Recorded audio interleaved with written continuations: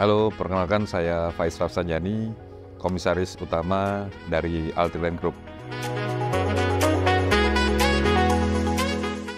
Selamat sore Bapak Faiz. Terima kasih Bapak sudah meluangkan waktunya untuk hari ini ya Pak ya. Oke, untuk pertanyaan pertama Pak, bolehkah Bapak menceritakan sedikit mengenai latar belakang Bapak dan bagaimana Bapak memulai bisnis ini? Baik, terima kasih Mas. Altiland Group ini berawal dari riset kami mengenai bagaimana kita mau membangun suatu developer di bidang properti, baik pemasaran maupun manajemen di bidang properti ini. Kami lahir daripada keresahan daripada masyarakat, karena masyarakat dalam artian sekarang ini banyak masyarakat kita yang mendapatkan atau berinvestasi, bahwasanya investasi itu bodong. Bodong dalam artian tanah tersebut ini adalah tanah yang tidak yang tumpang tindih daripada legalitasnya, Mas. Seperti itu. Bahwasanya kami lahir buat mengedukasi daripada nggak semua orang yang di bidang properti itu mempunyai visi misi seperti kita. Seperti itu. Karena apa? Kita meyakinkan daripada si pihak calon investor atau pihak dari user atau buyer ini buat berinvestasi tempat kita, bahwasannya kita legalitas kita jamin aman 100%, seperti itu. Bolehkah Bapak membagikan bagaimana perkembangan perusahaan sejak pertama kali berdiri hingga saat ini? Dan apa aja sih Pak tantangan terbesar yang Bapak hadapi saat memulai dan mengembangkan bisnis ini? Tantangan terbesar itu sebenarnya dari internal sendiri, Mas. Kenapa saya bilang dari internal sendiri? Kalau internal kita tidak solid, bagaimana kita akan maju membawa perusahaan ini? Bagaimana kita akan berlabuh ke pelabuhan yang lainnya sehingga kita menuju cita-cita kita buat menjadi grow up dan grow up lebih bagus lagi buat membawa nama besar Altiland Group tersebut ini. Karena apa? Kita dasari dengan kita mumpuni daripada tim solid, tim pintar. Pintar dalam artian pintar membawa produk knowledge kita buat kita pasarkan buat ke user atau para calon investor yang baru ini, Mas. Seperti itu. Apa sih yang paling menarik perhatian Bapak dalam merencanakan masa depan dan apa yang menjadi goal Bapak tahun ini?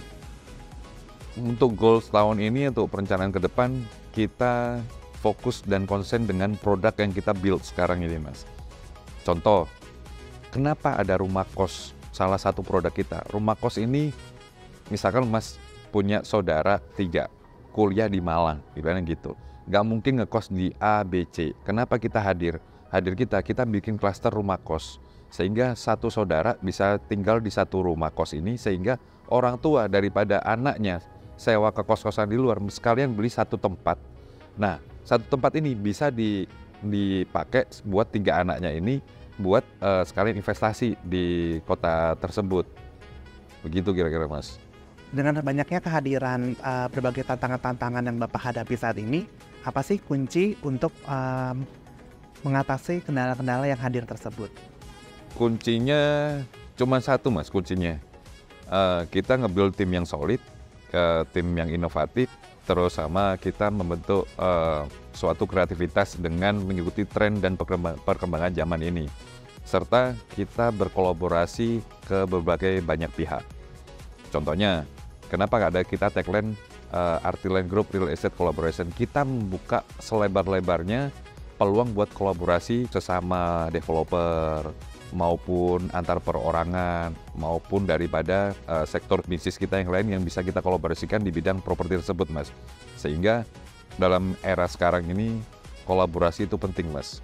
Bagaimana Bapak memastikan kualitas produk dan kepuasan pelanggan tetap terjaga, Pak? Banyak hal, sama kayak orang jualan mobil.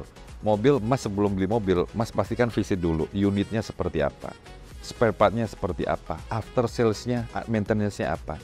Nah, sama di properti seperti ini.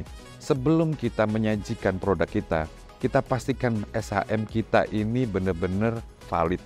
Dalam artian kita bukan tempat buat tipu-tipu, investasi kita bukan investasi bodong, kita SHM kita benar-benar dicek by recheck, itu benar-benar SHM sangat qualified, terus produk yang diinginkan sesuai daripada market atau pasar tersebut. Apabila orang udah pertama kali transaksi tempat kita, mungkin kita mengharapkan second transaction. Seperti itu, Mas. Terima kasih Bapak. Menuju pertanyaan terakhir, bisakah Bapak berbagi beberapa tips untuk para pengusaha baru yang ingin memulai bisnis di sektor yang serupa? Tips daripada calon pengusaha baru, pertama, pastikan dulu mau tujuannya apa. Kedua, yang mau bikin tim solidnya seperti apa, sehingga tantangan terbesar itu bukan dari luar, yaitu tantangan terbesar dari internal kita. Dan pastikan produk yang akan kita build itu diterima dari pasar ataupun calon-calon investor yang atau calon buyer atau user yang akan beli produk kita. Jangan kita pikirkan buat cuannya dulu, tapi bagaimana caranya kita meyakinkan daripada internal kita, produk kita benar-benar bisa diterima di kalangan publik, sehingga publik atau calon user tersebut bisa trust untuk berkolaborasi dengan perusahaan kita. Seperti itu.